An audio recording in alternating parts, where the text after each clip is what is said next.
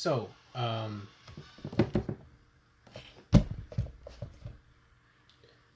the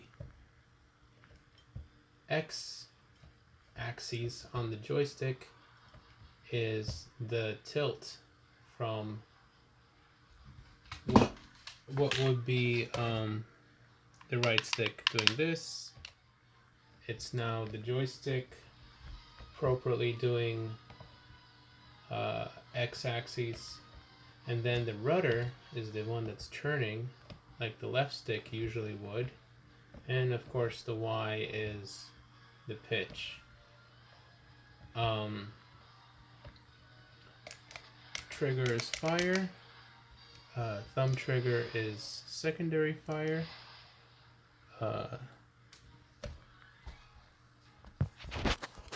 These top buttons are A, X, B, Y.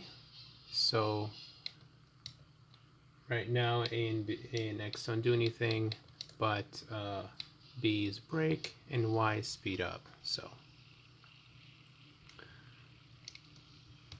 and then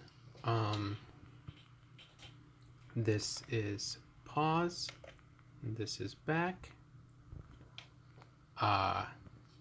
and this one is lock onto enemy, camera lock button. If you get close to them, right there it is. See, that's the camera lock. And then since this is technically left stick and this is technically right stick, then the only thing we're missing is up and down on the right stick. So these are up and down on the right stick. They don't do anything by themselves, but this is click on the right stick. So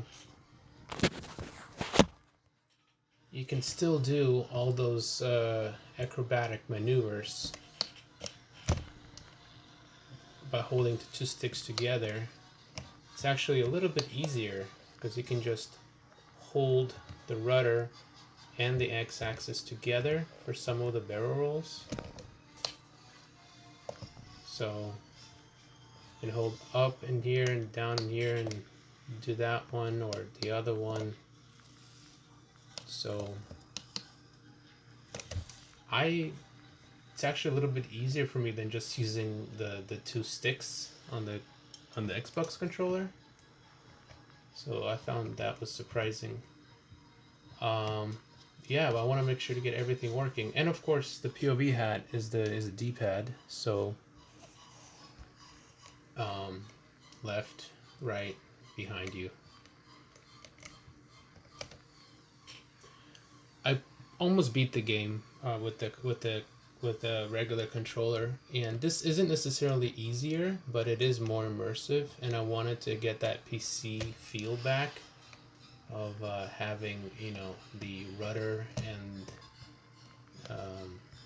having the rudder on this, and it's not exactly the rudder because it does turn the whole plane together, but having, you know, being able to do a roll just going side to side with a joystick and doing both at the same time feels a lot more precise.